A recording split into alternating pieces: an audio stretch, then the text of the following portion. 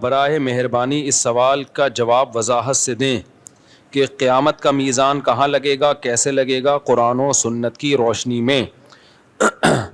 دیکھو برزخ کی جو باتیں ہیں نا یا قیامت کی جو باتیں ہیں, چونکہ وہ یہ دنیا نہیں ہوگی تو اس کی پوری کیفیت ہمیں نہ بتائی ہے نہ ہمیں سمجھ میں آ سکتی ہے. اس لیے اس کی پوری کیفیت کو جاننے کی کوشش کرنا ایک فضول حرکت ہے. اب مثال کے طور پر جہنم کے اوپر جو پل ہوگا وہ بال سے زیادہ باریک ہوگا, تلوار سے زیادہ تیز ہوگا. وہ پل کیا ہے؟ وہی صراط مستقیم ہے جس پر آپ دنیا میں چلے ہو. اللہ اسی کو ایک صورت اور شکل دے کے پل پہ قائم کر دیں گے, پل بنا دیں گے. تو کیا اس کی مثال دی جا سکتی ہے دنیا میں؟ ظاہر ہے نہیں دی جا سکتی. تو جتنا ہمیں بتایا گیا ہے ہم اس پر ایمان لاتے ہیں, اور جو نہیں بتایا گیا ہم اس کی تفتیش میں نہیں جاتے. جو ہمارے کام کی چیز تھی وہ اللہ نے ہمیں بتا دی ہے. اس کی مثال ایسے ہے جیسے مشرکین نے پوچھا روح کیا چیز ہے؟ روح جو ہماری باڈی میں روح ہوتی ہے نا جس کی وجہ سے ہم زندہ ہوتے ہیں, تو اللہ نے فرمایا قل الروح من امر ربی, اللہ کا ایک حکم ہے. اب یہ پورا ایکسپلین تھوڑی کیا اللہ تعالیٰ نے, اور اب سوال پیدا ہوتا ہے اللہ تو نے ہمیں پورا ایکسپلین تو کیا نہیں کہ روح کیا چیز ہوتی ہے, تو نے تو کہہ دیا میرا حکم ہے بس. آگے اللہ نے اس کا جواب دیا ہے. روح کا جواب پورا نہیں دیا, اس کا جواب دیا کہ میں نے پورا جواب کیوں نہیں دیا. ٹھیک ہے نا, اس اشکال کا اللہ نے جواب دیا وما اوتیتم من العلم الا قلیلا. اللہ کہتے ہیں ہم نے تمہیں علم بہت تھوڑا دیا ہے. علم ہے تمہارے پاس لیکن اتنا نہیں ہے جتنا تم سمجھ رہے ہو. تو جتنی تمہاری کیپیسٹی ہے دماغ کی, اس کیپیسٹی کے حساب سے اتنا جواب کافی ہے کہ روح اللہ کا ایک حکم ہے. جب وہ باڈی میں ہوتا ہے تو ہم زندہ ہوتے ہیں, باڈی سے نکلتا ہے تو ہم مر جاتے ہیں. اور عجیب بات ہے میڈیکل سائنس نے اتنی ترقی کر لی, اب تک وہ بھی روح کو یعنی زندگی اور حیات کو ایکسپلین نہیں کر سکی ہے. پتہ ہے آپ کو یہ بات؟ میڈیکل سائنس کا علم جو ہمارے پاس ہے, ڈاکٹروں کے پاس ہے, وہ بھی بہت تھوڑا ہے, اتنا تھوڑا ہے. یہ جو جینز کا علم ہے نا, جین جس میں ڈاکٹر گھسے ہوئے اندر, ایک جینیٹک سائنس کے ڈاکٹر نے مجھے بتایا آسٹریلیا میں کہ اس میں 2% کا تو ہمیں پتا چلا ہے, وہ بھی 100% نہیں, 98% کا تو کخ بھی پتا نہیں ہے. نہیں آئی میرا خیال ہے بات. جو ہم جب آدمی کے سیل کو توڑتے چلے جاتے ہیں نا, تو ہماری جو بنیادی اکائی ہے باڈی کی وہ سیل کہلاتی ہے نا, جس اینٹوں سے ہماری باڈی بنتی ہے. اس سیل میں ایک نیوکلیس ہوتا ہے, مرکزہ ہوتا ہے, جیسے انڈے میں نا, انڈا بھی سب سے بڑا سیل ہے, ایک سائٹوپلازم ہے, اس کے اندر زردی ہے جو نیوکلیس ہے. تو ایسے ہی ہماری باڈی کو بھی آپ توڑتے چلے جائیں گے تو ایک اکائی آئے گی, ایک یونٹ آئے گی جس کو سیل کہا جاتا ہے. پھر اس کو بھی آپ توڑیں گے تو نیوکلیس کے اندر بہت زیادہ فنٹر نہ بنے. تو ابھی تک زندگی ہی کو ایکسپلین نہیں کیا جا سکا یہ زندگی کیا چیز ہوتی ہے. میں آنکھوں سے دیکھ رہا ہوں, محسوس کر رہا ہوں, کانوں سے سن رہا ہوں, روبوٹ بھی دیکھتا ہے محسوس نہیں کرتا ہے. وہ تو محسوس کرنے کا نام کیا ہے؟ حیات. یہ حیات کھوپڑی سے اوپر کی چیز ہے بھائی. یہ اسی کو اللہ نے کہا میرا حکم ہے. وَإِذَا سَوَّيْتُهُ وَنَفَخْتُ فِيهِ مِن رُوحِي, اللہ نے آدم کا پتلا بنایا. اللہ کہتے ہیں میں نے کہا میں نے اپنی روح پھونک دی, زندہ ہو گئے. یار مجھے ایک بات بتاؤ, جب انسان مرتا ہے تو پوری باڈی تو ویسے ہی ہوتی ہے, سب کچھ وہی پارٹس بنے ہوئے, تو ہل کیوں نہیں رہی ہے؟ آپ کہہ سکتے چونکہ دل نہیں حرکت کر رہا تو دل حرکت کرا دو اس کا. ماں کے پیٹ میں کیسے دل حرکت کرنا شروع کرتا ہے بھائی فرسٹ ٹائم؟ کسی کی سمجھ میں نہیں آتا. یہ ڈاکٹر کہتے ہیں کہ میں نے ڈاکٹروں سے پوچھا ہے, ہوائی باتیں نہیں کر رہا, کہ جب پہلی دفعہ ماں کے پیٹ میں بچے کا دل دھڑکتا ہے تو کیوں دھڑکتا ہے, پہلی دفعہ کس نے دھڑکایا؟ میڈیکل سائنس اس بات کو بیان کرنے سے اب تک عاجز ہے. سمجھتے ہو؟ دیکھو اب کیوں دھڑک رہا ہے اب تو ڈاکٹر بتا سکتے ہیں. ہمارے دماغ سے کرنٹ جاتا ہے, الیکٹریسٹی سے کام ہو رہا ہے. یہ اللہ کا شکر ہے یہ کرنٹ کے الیکٹرک والوں کے ہاتھ میں نہیں ہے, ورنہ اتنا دھڑکتا نہیں جتنا بل آتا. اور گیس پہ چل رہے ہوتے ابھی ہم سب. اب گیس بھی گئی تو سلنڈر لگائے ہوئے ہوتے دل دھڑکانے کے لیے ہم لوگوں نے. تو کچھ چیزیں اللہ نے اپنے ہاتھ میں رکھی کہ الیکٹرک والوں کے ہاتھ میں اللہ نے وہ چیزیں نہیں دی. پنکھا کے الیکٹرک کے ہاتھ میں, لیکن جو ہوائیں چلتی ہیں وہ کے الیکٹرک کے ہاتھ میں نہیں ہے. اس لیے ایسا نہیں ہوتا ہب سے لوگ مرنا شروع ہو جائیں. اللہ کہتے ہیں کہ میری ہوائیں بھی ہیں, ٹھیک, باہر نکل جا سین میں منجی ڈال کے لیٹ جا. منجی کا فائدہ یہ ہوگا نیچے سے بھی ہوا لگے گی. صحیح صحیح. مولٹی فوم والوں نے جو گدے بنائے اوپر سے لگے گی, نیچے سے نہیں لگے گی. تو مولٹی فوم کے گدے پہ جب آپ لیٹیں گے تو کے الیکٹرک والوں کے محتاج ہوں گے, وہ پنکھا چلائیں گے تو ہوا لگے گی, ادروائز نہیں. لیکن اگر آپ منجی پہ لیٹیں, چارپائیوں پہ لیٹیں, تو بھائی اس میں سے آٹومیٹیکلی جب ہوا چلے گی تو چاروں طرف سے آپ کو ہوا لگے گی. اس لیے اپنے آپ کو بہت زیادہ ان چیزوں کا محتاج نہ بناؤ, قدرتی ماحول میں رہنے کی عادت ڈالو. سمجھتے ہو کہ نہیں سمجھتے ہو؟ میں سعودی عرب میں 2 مہینے رہا, ایئر کنڈیشن ہی میں رہتے ہیں, میرا دماغ خراب ہو گیا وہاں پہ, میرا دماغ پھٹنے لگا. میں آیا گھر میں 2 مہینے بعد, جب میں آیا نا میں نے پنکھا چلا کے لیٹا یار, کھڑکیاں کھول دی کمروں کی. خدا کی قسم جو نیچرل میں مزہ ہے نا وہ آرٹیفیشل میں نہیں ہے. پتہ نہیں لوگ 24 گھنٹے اے سی میں پڑھتے کیوں نہیں ہیں, عجیب ذہنی کوفت ہونا شروع ہو جاتی ہے. عادی ہو گئے ہیں, ہم نے اپنے آپ کو عادی کیا ہی نہیں ایئر کنڈیشن کا. تو میں کیا کرتا ہوں, میں تو آتا ہوں, میں آیا, میں نے گھر کے چاروں کھڑکیاں مڑکیاں کھولی آرام سے. گھر ایسا بنایا کوئی کھڑکیاں کھول کے بے پردگی نہ ہو. آج کل گھر بھی اس طرح کے ہوتے ہیں کہ وہ کہیں نہ کھڑکی کھول سکتا ہے آدمی, نہ کہیں صحن میں لیٹ سکتا ہے.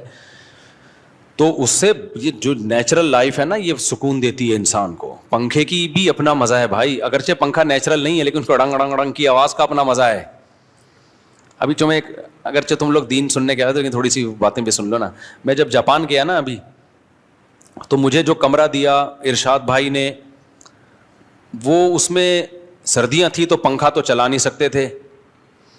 اب ہیٹر چلاتے تو مجھے ہیٹر سے تکلیف ہوتی ہے. یہ جو ہیٹر ہوتا ہے نا ایئر کنڈیشن میں, جو ہیٹر بھی چلتا ہے نا, یہ عذاب ہے. یہ گیس کا ہیٹر بھی ایک عذاب ہے.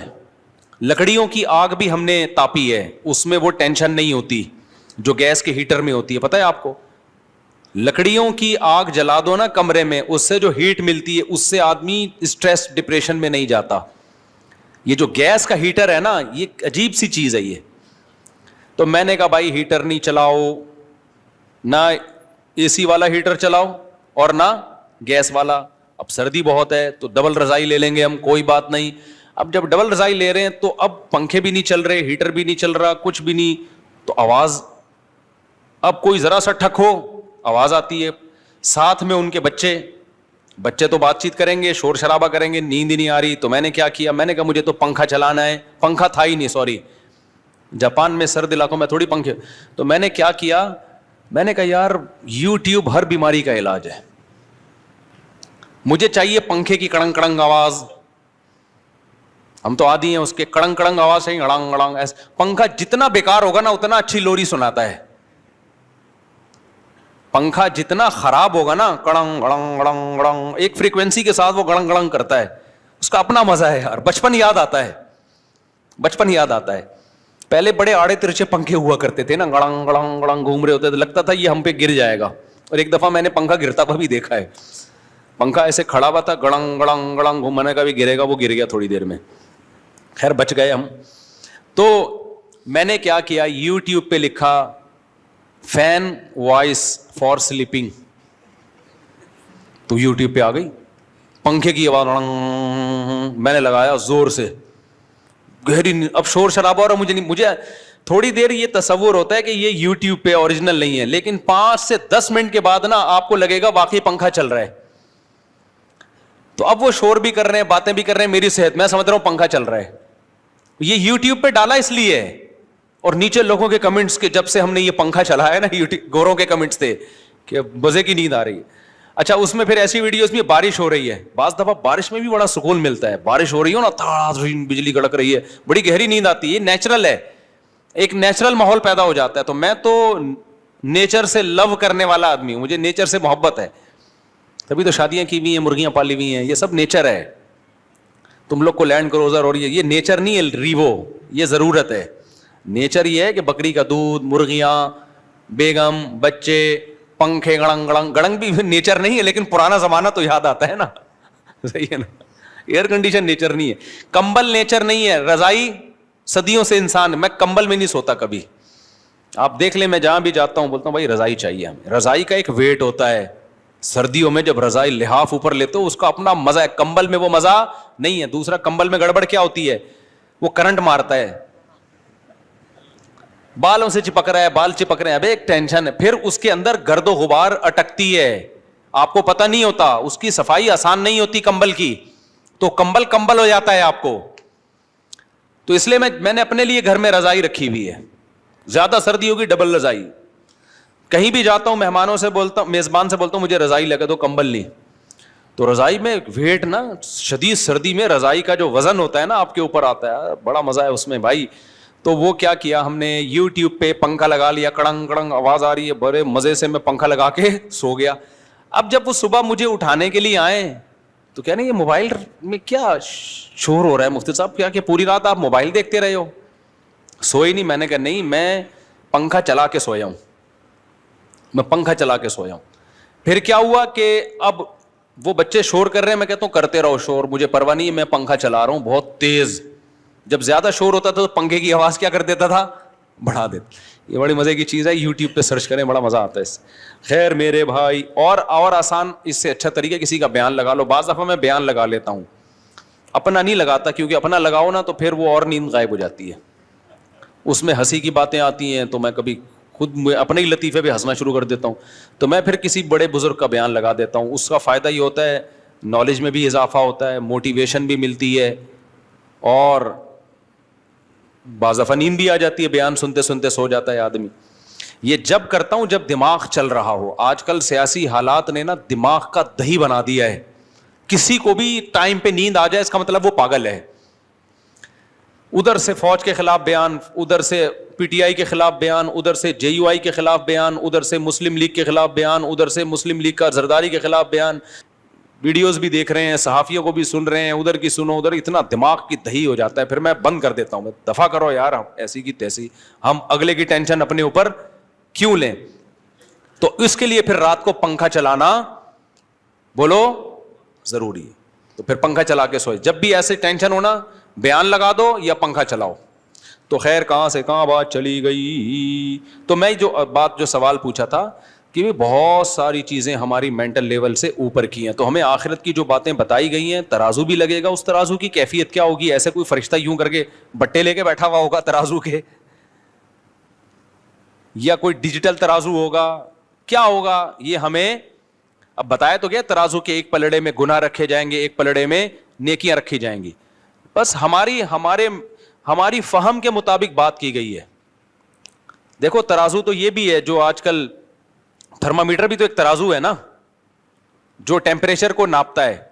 اب 1400 سال پہلے کسی کو بتایا جائے کہ ایک ترازو ایجاد ہوگا 1400 سال کے بعد جو بخار کو ناپے گا کہ کتنا ہے, تو کسی کی سمجھ میں آتی ہے یہ بات کہ بخار کیا ایک پلڑے میں لا کے رکھیں گے؟ نہیں بھائی, ایک جو پارا ہے نا, پارا وہ زبان کے نیچے رکھا جائے گا, وہ بتا دے گا. تو اعمال کیسے تولے جائیں گے اس کی حقیقت اللہ جانتا ہے. تو اللہ نے ہمیں جو جتنا بتا دیا ہم اس پر ایمان رکھتے ہیں. پوری کیفیات نہ ہمیں معلوم ہے, نہ ہمیں ان چیزوں میں پڑھنے کی ضرورت. جو چیز ہماری پریکٹیکل لائف سے جس کا تعلق تھا اتنا اللہ نے ہمیں بتا دیا, اور آگے ہم جانے کی کوشش کریں گے. تو اللہ نے کہا وما اوتیتم من العلم الا قلیلا, تمہیں اللہ نے نالج بہت کم دی ہے. نالج کا مطلب کیپیسٹی تمہاری نالج کی بہت کم ہے, اس سے آگے بڑھنے کی کوشش مت کرو. یہی اللہ کے بارے میں بھی, اللہ عرش پر ہے, علم اور قدرت کے لحاظ سے ہر جگہ ہے. کیسے ہے بھائی ہمیں نہیں پتا, اس میں ہم جا نہیں سکتے آگے. اچھا بھائی مفتی صاحب, طلاق کے بعد عدت کے دوران عورت کو نکاح کا پیغام بھیجنا جائز ہے یا نہیں؟ حرام ہے بالکل. نیز طلاق کے بعد عورت کی کتنے مہینے عدت ہوتی ہے؟ 3 مینسز. عورت کو 3 مینسز آ کے ختم ہو جائیں گے نا تو اس کی عدت پوری ہو جاتی ہے. اور اگر کوئی ایسی عورت ہے جس کو مینسز آنا بند ہو گئے ہیں, عمر زیادہ ہو گئی ہے, تو پھر 3 مہینے. اور اگر وہ پریگننسی میں تھی, پریگننٹ تھی, تو بچے کی ولادت. یہاں میں ایک اور مسئلہ بیان کرتا چلوں. آج کل ایتھیس لوگوں نے ایک بڑا مسئلہ اٹھایا ہوا ہے کہ اسلام نابالغ بچی کی شادی کی بھی اجازت دیتا ہے, اور اس کو بڑا تماشا بنا کے پیش کر رہے ہیں. ہمارے کچھ اسکالرز ان کا جواب دے رہے ہیں, مگر وہ جواب غلط جواب دے رہے ہیں. اگرچہ ان کی نیت اچھی ہے ان اسکالرز کی, اسلام کا دفاع کر رہے ہیں, لیکن وہ دفاع میں اسلام کے حکم کو بھی چینج کر رہے ہیں وہ. اور ایک مشہور جہلم کے صاحب ہیں, وہ بیچاروں کو قرآن کا پتہ وتا ہے نہیں, انہوں نے ترجمہ ہی غلط کر دیا قرآن کی آیت کا. تو سورہ طلاق میں اللہ تعالیٰ نے 28ویں پارے میں نابالغ بچی کی شادی کا باقاعدہ ذکر کیا ہے. واللائی یئسن من المحیض من نسائکم ان ارتبتم فعدتہن 3 اشہر واللائی لم یحضن. اللہ فرماتے ہیں جو عورتیں جن کو حیض آنا بند ہو گیا ہو، ارتبتم اگر تم شک میں ہو. وہ جہلم والی سرکار نے ارتبتم ہی کو غلط مطلب کر دیا اس کا. اگر تم شک میں ہو کہ ان کی عدت کیسے پوری ہوگی تو اللہ کہتے ہیں 3 مہینے ہیں. واللائی لم یحضن. اسی طرح جن عورتوں کو ابھی تک حیض آیا ہی نہیں ہے ان کی عدت بھی کتنی ہے؟ 3 مہینے. تو جن کو حیض آنا شروع ہی نہیں ہوتا وہ نابالغ ہی ہوتی ہیں اور کچھ اور نہیں ہوتی. تو یہ کوئی فقہ حنفی کا نہیں ہے، یہ چاروں اماموں کی یہی رائے ہے اس بارے میں. چاروں اماموں کا اتفاق ہے کہ نابالغ بچی کی اگر شادی ہوئی تو ہو جائے گی. سمجھ میں آ رہی ہے بات کہ نہیں آ رہی؟ تو آپ ملحدین کو جواب دینے کا وہ طریقہ اختیار نہ کریں جس سے اسلام ہی کی لمٹ کراس کر دیں آپ. اس کی بالکل ایسے مثال ہے، یعنی جن لوگوں نے ملحدین کو جواب دے رہے ہیں نا، کہہ رہے ہیں نہیں یہ اس سے نابالغ بچی مراد نہیں ہے، اس سے تو وہ بالغ ہے جس کو ابھی حیض آنا شروع ہی نہیں ہوا ہو. ایسا نہیں ہے، اس سے وہ بچی مراد ہے جس کو ابھی حیض آنا شروع نہیں ہوا. باقی سے اعتراض کا جواب کیا وہ میں ابھی دیتا ہوں. بہت آسان جواب ہے اس کا، اتنی زیادہ راکٹ سائنس نہیں ہے اس کے جواب میں. وہ جواب میں ابھی دیتا ہوں آپ کو. یہ بالکل ایسا ہی ہے جیسے جب غیر مسلموں نے اسلام پہ اعتراض کیا نا، 4 بیویاں اسلام میں اجازت ہے، تو بعض اسکالر نے، غامدی صاحب نے کیا کیا، ایکچولی کر کے اس 4 بیویوں کا ہی بیڑا غرق کر دیا. ایکچولی وہ تو اس وقت اجازت دی گئی تھی جب مرد بہت جنگوں میں تھوڑے رہ جاتے تھے، عورتیں بہت ہوتی تھی خاص اسپیسیفک صورتوں میں، ادروائز یہ کوئی قابل تعریف نہیں ہے. حالانکہ یہ جواب غلط ہے. آپ غیر مسلم کو مطمئن کرنے کے لیے، اگرچہ آپ کی نیت اچھی ہوگی کہ بھئی اسلام پر اعتراض اٹھ رہا ہے تو اس کا جواب دے دیا جائے، نیت پہ ہم شبہ نہیں کرتے، لیکن یہ جواب غلط ہے. 4 شادیاں پوری امت کا اجماع ہے کہ جنگوں میں مرد کم ہو یا زیادہ ہو اس سے کوئی فرق بولو نہیں پڑتا، اجازت ہے ہمیشہ سے، آج اجماع امت ہے یہ. تو اس میں غیر مسلموں کو آپ مطمئن کرنے کے لیے ایسا جواب دینا شروع کر دیں کہ اسلام ہی کو چینج کر دیں، یہ طریقہ ٹھیک نہیں ہے. وہ کبھی بھی مطمئن نہیں ہوں گے. اگر آپ نے ہر چیز کو اپنی عقل سے ہی فیصلہ کرنا ہے تو پھر یونائٹڈ نیشن کو آپ اپنا خدا بنائیں، آپ اس سے پوچھیں. وہاں بڑے بڑے ماہرین بیٹھے ہوتے ہیں، عقل سے فیصلہ کر رہے ہوتے ہیں کیا بہتر ہے کیا بہتر نہیں ہے. جب وحی کی تعلیمات سامنے آتی ہیں تو کچھ چیزیں تو ایسی ہوں گی جو آپ کی عقل کے مطابق ہوں گی، کچھ چیزیں ایسی ہوں گی جو آپ کی عقل کو سمجھ میں نہیں آ رہی ہوں گی. وہاں آپ کو اللہ کے سامنے ہتھیار ڈالنے پڑیں گے. اگر سب کچھ عقل سے ہی پوچھنا ہے تو اللہ رسول کی آپ کو پھر ضرورت کیا ہے؟ میں سمجھا پا رہا ہوں اپنی بات؟ پھر تو ہومو سیکسولیٹی کو بھی عقل سے آپ کیسے غلط ثابت کرو گے؟ کہیں گے جب اس کا وسیم کا دل کر رہا ہے فلانے کے پاس جانے کا تو دونوں جب راضی ہیں تو کسی تیسرے کو کیا تکلیف ہو رہی ہے؟ آپ عقل سے کیسے غلط قرار دو گے؟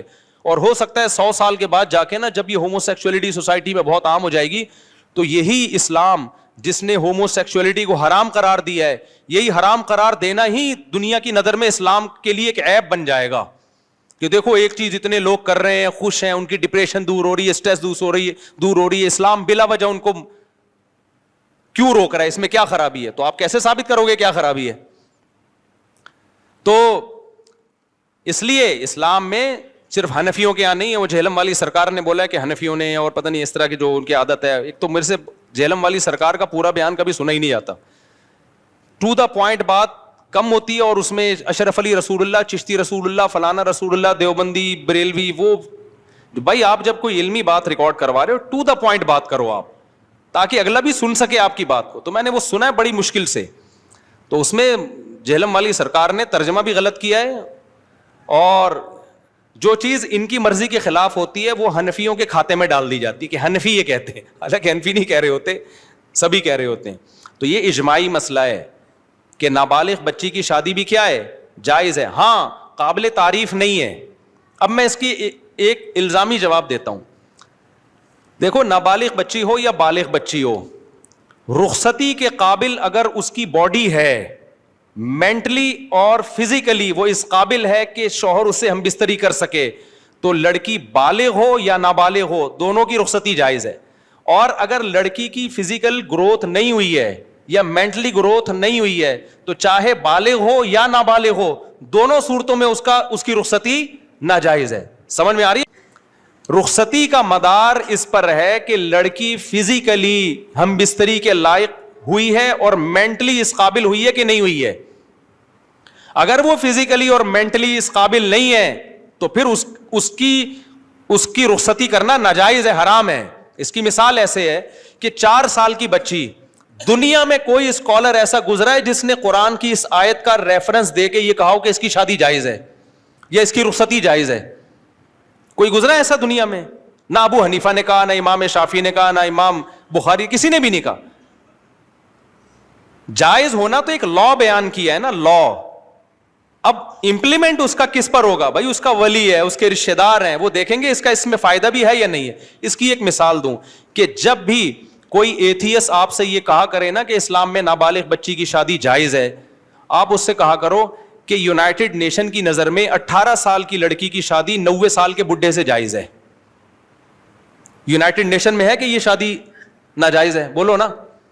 میں نے یورپ میں 90 سال کے بڈھوں کے ساتھ 18 سال کی لڑکیوں کو دیکھا ہے گھومتے ہوئے. اور وہاں گھومنے کا مطلب کیا ہوتا ہے؟ ریلیشن بھی ہے ان کا، ہوٹلوں میں رات گزارتے ہیں. یونائٹڈ نیشن کی نظر میں یہ اللیگل ہے یا لیگل ہے؟ بولو نا. لیگل ہے. ایتھیس بھی کہے گا لیگل ہے. کیوں؟ اس کی پرسنل لائف ہے. لیکن اگر کوئی 18 سال کی لڑکی ہم سے پوچھے کہ 90 سال کے بڈھے سے میں شادی کر رہی ہوں اور یہ کہے کہ جائز ہے، تو ہم اس کو مشورہ دیں گے کہ کر لو؟ کہیں گے جائز ہونے کا مطلب یہ تھوڑی ہے کہ کرو یہ کام. کرو جب تمہیں کیا ہو، اس میں فائدہ ہو. تم 18 سال کی ہو، 30 سال کے آدمی سے کر لو، 35 سال کے آدمی سے. تمہارا دماغ خراب ہے، تم 90 سال کے بڈھے سے شادی کر رہی ہو. پھر بھی اگر وہ کر رہی ہے، اس کا مطلب یہ ان کا پرسنل معاملہ. ہو سکتا ہے اس 90 سال کے بوڑھے میں اس کو کچھ وراثت نظر آ رہی ہو کہ اس کا انتقال ہونے والا ہے، یا یہ مہر تگڑا دے رہا ہے. تو اسلام نے نابالغ بچی کی شادی کو جائز قرار دیا، ترغیب نہیں دی ہے. ترغیب بلوغت کے بعد ہے. جائز کیوں قرار دیا؟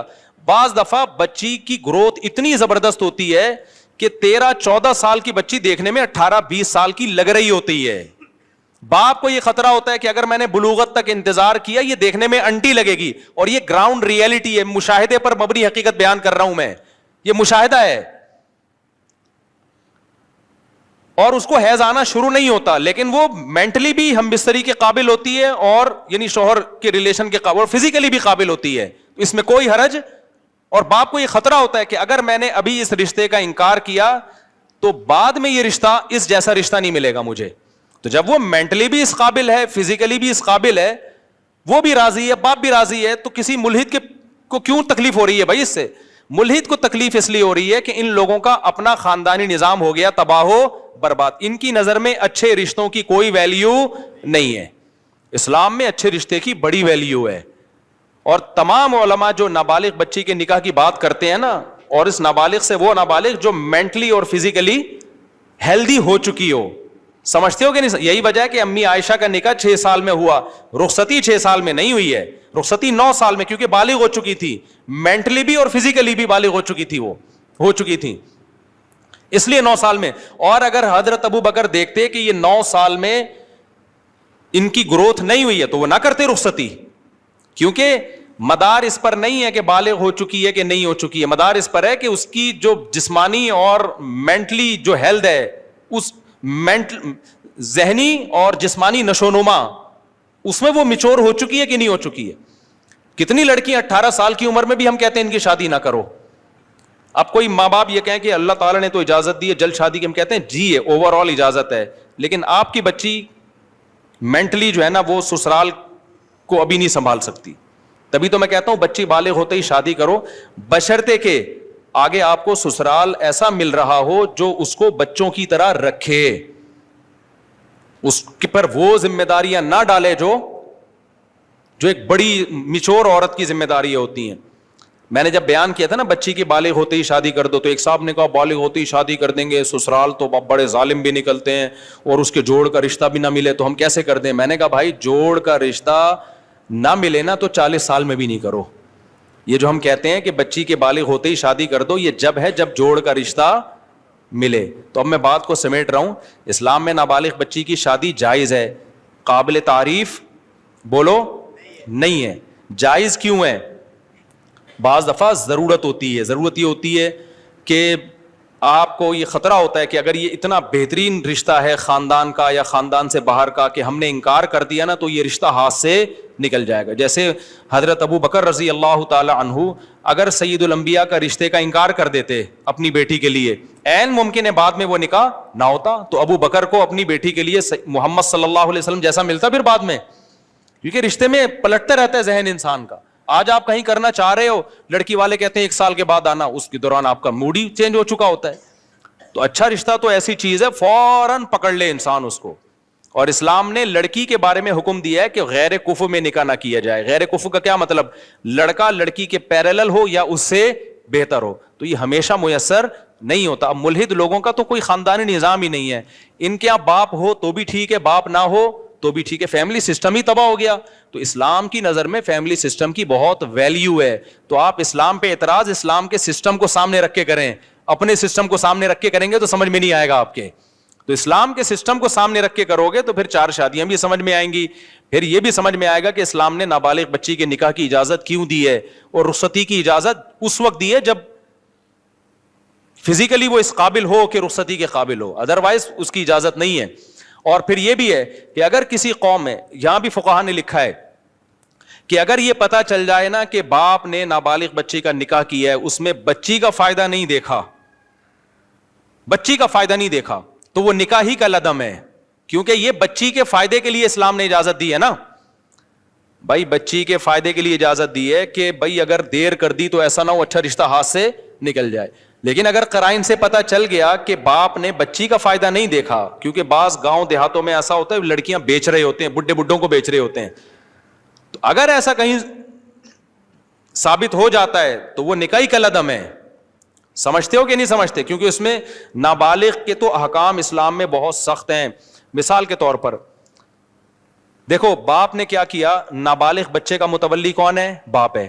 علماء کا اجماع ہے کہ باپ بچے کو جو ہدیہ ملے گا نا وہ باپ لے سکتا ہے, کیونکہ اس میں بچے کا کیا ہے؟ فائدہ. باپ کے قبضے سے بچے کا قبضہ شمار ہوگا, یعنی باپ اس کی طرف سے قبضہ کر سکتا ہے. لیکن بچے کی طرف سے باپ صدقہ نہیں کر سکتا بچے کی رقم میں سے, کیونکہ صدقے میں دنیا کا نقصان ہو رہا ہے, آخرت کا تو فائدہ ہے, لیکن دنیا میں کس کا نقصان ہو رہا ہے؟ بچے کا. تو بچے کے حق میں وہ تصرفات نافذ ہوں گے جس سے بچے کو فائدہ ہو رہا ہے. بچے کو جب نقصان ہو رہا ہے تو پھر وہ تصرفات نافذ نہیں ہوں گے. اور آسان مثال دیتا ہوں میں. باپ نے کیا کیا, بچے کے پاس مال ہے نا, باپ اس کا متولی ہے. اب کیا ہے, بچے کے پاس 1 کروڑ روپے ہیں, فار ایگزامپل اس کے بھائی مر گیا تھا, اس کی وراثت میں آئے یا کسی بھی طریقے سے آ گئے, یا کسی نے بچے کو ہدیہ دے دیا. اب علماء کہتے ہیں باپ جب بچے کی پراپرٹی خریدے گا نا, اس سے 1 کروڑ روپے کی پراپرٹی خرید لی, خرید تو سکتا ہے, بیچ نہیں سکتا, کیونکہ پراپرٹی رکھنے میں بچے کا فائدہ ہے, بیچنے میں کیا ہے؟ جب تک یہ ثابت نہ ہو جائے کہ اس پراپرٹی کے بیچنے میں 100% بچے کا فائدہ ہے.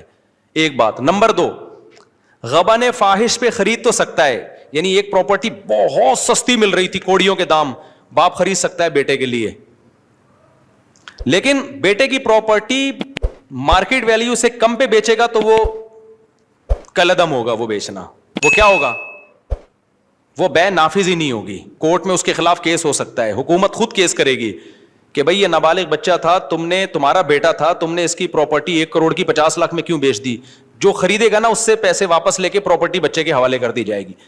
تو اس سے پتہ چلتا ہے کہ اسلام کے تمام احکام نابالغ بچے کے فیور میں جاتے ہیں. جو حکم بھی نابالغ بچے کے اگینسٹ جا رہا ہوگا, شریعت اس حکم کو کیا کر رہی ہے؟ بولو, کلدم. تو اسلام نے جو نابالغ بچے کی بھی شادی جائز ہے, بچی کی بھی جو شادی جائز قرار دی ہے نا, یہ بچے کے فیور میں ہوگی تو ہوگی, بچے کے اگینسٹ ہوگی تو نہیں ہوگی.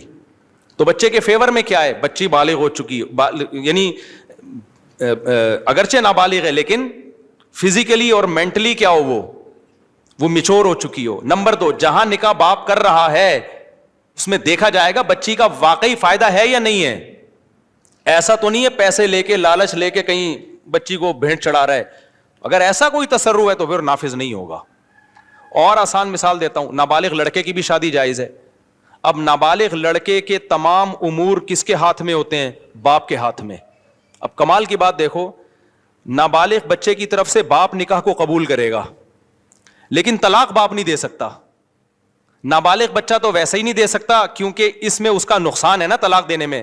تو بچہ وہ تصرفات بچے کے اوپر نافذ ہوتے ہیں جس میں بچے کا فائدہ ہے. جن میں بچے کا نقصان ہے نا وہ بچہ بھی نہیں کر سکتا. نابالغ بچہ صدقہ نہیں کر سکتا. پتہ ہے آپ کو, اگر نابالغ بچہ آئے 10 11 12 سال کا, مجھے اپنی گھڑی گفٹ دے دے اور دل کی خوشی سے دے, 2 آدمی اس پر گواہ بھی ہوں, تب بھی شریعت میں وہ گفٹ میرے لیے حلال نہیں ہے. کیوں؟ اس تصرف میں بچے کا نقصان ہے. تو جس تصرف میں بچے کا نقصان ہوتا ہے بچہ وہ خود بھی نہیں کر سکتا, کیونکہ شریعت کہتی ہے ابھی یہ میچور نہیں ہے, ہو سکتا ہے بے وقوف بن کے کر رہا ہو یہ کام. سمجھ میں آ رہی ہے بات کہ نہیں آ رہی؟ تو اسی وجہ سے نابالغ بچے کا نکاح ہو گیا, اگر وہ طلاق دے گا تو طلاق بھی نافذ نہیں ہوگی, کیونکہ اس میں بچے کا کیا ہے؟ نقصان ہے. تو نابالغ بچے کو شریعت نے اپنے اوپر نقصان کا کنٹرول نہیں دیا, تو اس کے ماں باپ کو کہاں سے کنٹرول دے دیا؟ تو اس کی طلاق نافذ نہیں ہوگی. اب بچے کے بجائے باپ کا کنٹرول ہے نا اس پر, تو باپ بھی طلاق نہیں دے سکتا, اس لیے کہ آپ بچے کا نکاح تو کرا سکتے ہو, طلاق کا باپ کے پاس رائٹ نہیں ہے, کیونکہ نکاح میں بچے کا فائدہ ہے, طلاق میں بچے کا کیا ہے؟ نقصان ہے. تو باپ نکاح کرا دے گا اس کا اور بچے کی طرف سے قبول بھی کر لے گا, طلاق نہیں دے سکے گا باپ.